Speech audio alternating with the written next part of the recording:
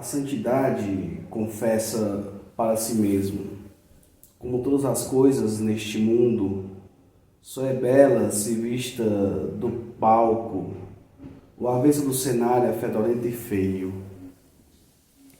É com essa frase que o escritor e personagem do romance do Georges Bernanos, o Antonin de Saint-Martin, acho que é assim que se fala, expressa quando ele se encontra não com o Padre Donissan, mas ele vai até a igreja, né, e ele conhece a igreja que o Padre Donissan é pároco, né, o Santo de Lumbres, né, como o próprio autor gosta de chamar ele no livro, e ele aguarda porque ele quer conversar com esse padre, né,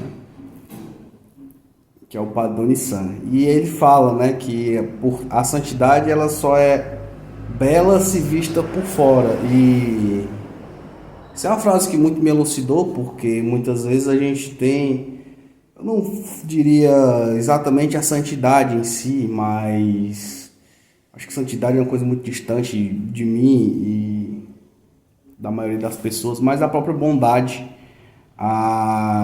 A própria bondade, na verdade, ela só é bonita vista por fora.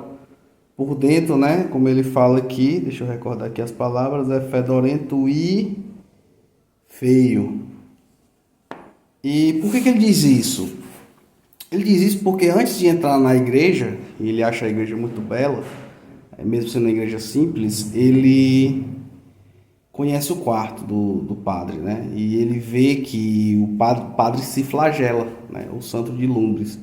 Ele usa uma cinta de couro para se flagelar e nas paredes do quarto salpica o sangue dele, né?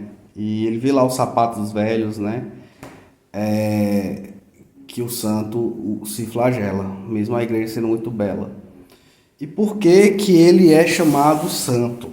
O Santo de Lumbres. Padre Donissan, né? A história começa não exatamente falando do padre, mas fala de uma história anterior, que daqui a pouco eu posso até falar dela. Mas o Padre Donissan, ele é um padre muito rude, muito rústico. Ele é uma espécie de camponês ordenado. E ele tem um desprezo das pessoas ao redor, porque as pessoas elas querem um padre culto, um padre mais erudito, e ele não consegue ser assim, né? Porque ele tem uma série de limitações intelectuais. Ele é um personagem inspirado no cura d'Ars, né? Mas aí o que acontece? Ele passa por inúmeras mortificações, porque ele sendo um camponês, ele sendo um homem rude, ele tem o corpo muito forte, a carne muito forte. E ele enxerga o corpo dele, a carne dele, como sendo inimigo dele. E para abater o corpo, mortificar o corpo, ele se utiliza da autoflagelação. O que causa escândalo, inclusive, dos seus companheiros padres, porque estamos aqui a história foi escrita mais ou menos no final do século XIX, começo do século XX, pelo menos a narrativa se refere nesse período, e aí já é o período mais moderno, onde essas coisas de misticismo, tudo isso se torna coisa do passado, né? E o que é interessante é que o Bernanos, ele, mesmo sendo um realista, eu considero uma espécie de realismo sobrenatural. Por quê? Existem trechos do livro onde ele relata uma espécie de aparições ao Padre Donissan, né? Ele precisa viajar até uma outra localidade onde ele vai confessar, pedem a ajuda dele, né? E no caminho ele se perde, anoitece, escurece e ele se perde no caminho.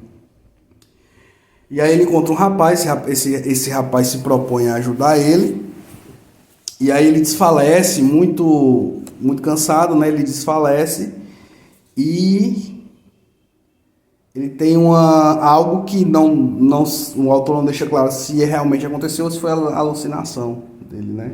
O rapaz beija ele e começa a falar com ele como se fosse o demônio, né? Mas antes disso acontecer, ele já tem essa coisa de enxergar o demônio em tudo, né? Tipo, ele tem um estilo de vida que ele não quer dar trégua ao demônio, né? Por muitas e muitas vezes ele procura sempre revelar nas pessoas esse senso de acreditar que o demônio existe. É por isso o nome da obra, Sob o Sol de Satã. Então ele tem essa experiência mística, para ele foi experiência mística, né? E ele não consegue chegar até o lugar lá e confessar. E aí ele volta, ele fala com o superior dele, e o superior dele meio que desacredita dele. Acredita na boa fé dele, mas acredita que, na verdade, tudo isso que aconteceu é algo meio que ilusório, que parte da ignorância dele. E aí ele vai ter vários episódios, né? Vários episódios de onde isso vai acontecer. Ele vai chegar para as pessoas, ele vai conversar com as pessoas como se já conhecesse elas, conhecendo os erros dela, conhecendo as práticas pecaminosas das pessoas. E ele se torna um grande confessor. E é interessante que no final, nos últimos trechos, né? Nos últimos capítulos, aliás, ele chega ao ponto de... Ele vai visitar uma criança que morreu. A criança estava doente, mandaram chamar ele, porque ele já tá sendo tido como santo, porque ele é um grande confessor, e ele vai visitar essa criança. E o que acontece? Ele chega lá, ele chega junto com outro padre, o outro padre é mais cético, e o padre leva ele até lá, e quando chega lá a criança já tem morrido. Ele não sabia que a criança tinha morrido. Quando ele chega lá a criança tem morrido. E aí ele chega pro outro padre, ele entra e sai da casa, né? Rapidamente ele chega pro outro padre e fala assim: eu tive aqui um sentimento, uma sensação de que se eu pedisse para essa criança ressuscitar, ela ressuscitaria. E aí o outro padre vai, encoraja ele e tal, mas só quando ele chega, ele faz esse pedido, e a criança não ressuscita. Ele sai correndo, foge da situação, e isso é muito trágico para ele. E é interessante porque a conclusão que ele tira, a narrativa tem muitos fluxos de pensamento, né? E a conclusão que ele tira é que muitas vezes o diabo se esconde sob a aparência da bondade, inclusive sobre a aparência da santidade. E é como se para ele fosse uma luta constante em que, na maioria das vezes, o demônio tem a vitória.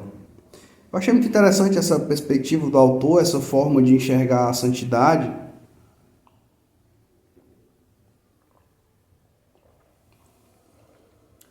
Porque é como se, para os religiosos, ou para nós que somos também religiosos, houvesse uma luta onde nós podemos lutar, né?